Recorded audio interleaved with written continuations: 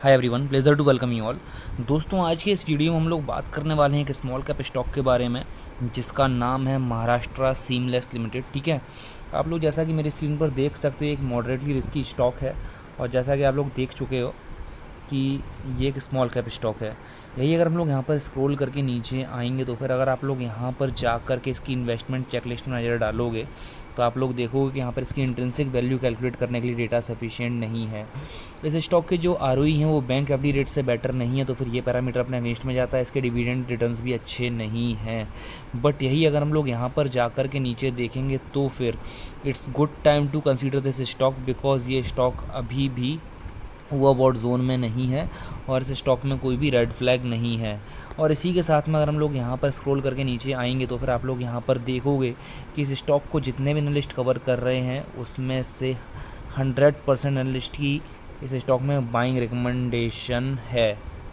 दोस्तों, अगर हम लोग इस स्टॉक के प्राइस परफॉर्मेंस पर नज़र डालेंगे तो फिर आप लोग नोटिस करोगे कि पिछले एक वीक में ये अराउंड 8% अप है, पिछले एक महीने में ये अराउंड 15% अप है, पिछले 3 महीने में 15% अप है, ईल्ड टू डेट में अराउंड 30% के रिटर्न्स दे चुका है।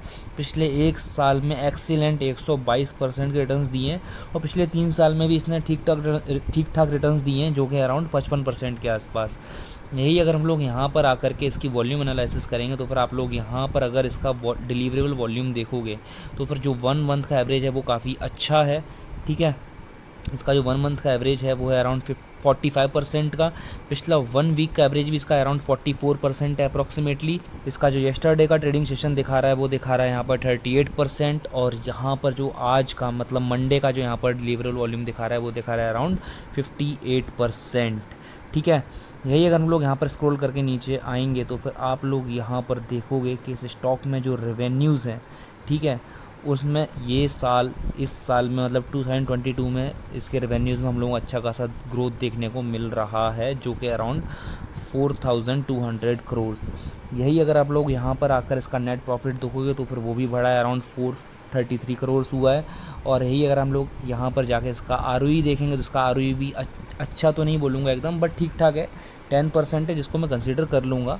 ओके, और यही अगर हम लोग इसका डी देखेंगे जाकर के तो फिर इसका डी भी मैं कंसीडर कर लूँगा जो कि अराउंड 0.19। दोस्तों, हम बात आती है यहाँ पर शेयर होल्डिंग पैटर्न की, तो फिर आप लोग यहाँ पर अगर देखोगे तो फिर इस स्टॉक में जो प्रमोटर होल्डिंग है वो है यहाँ पर 67%। ठीक है, जो कि पिछले एक साल हम लोगों को बढ़ती हुई दिखाई दी है।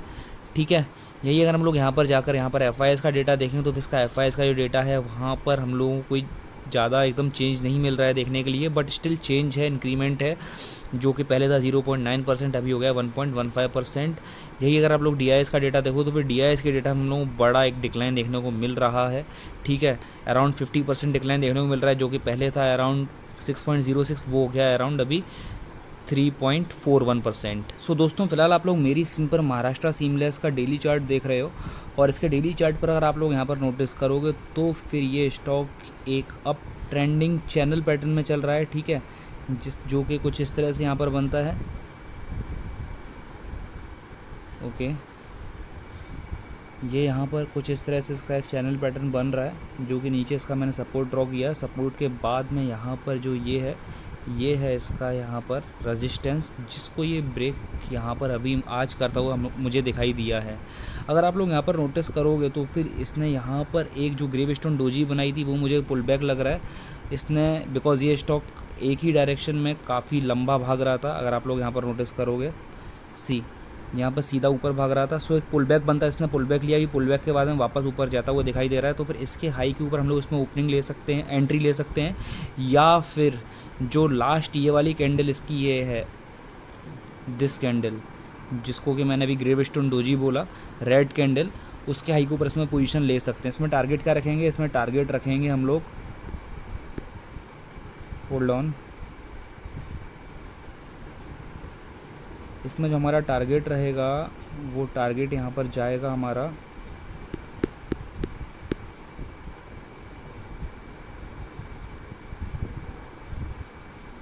Okay, this is the range, और इस रेंज का अगर मैं यहाँ पर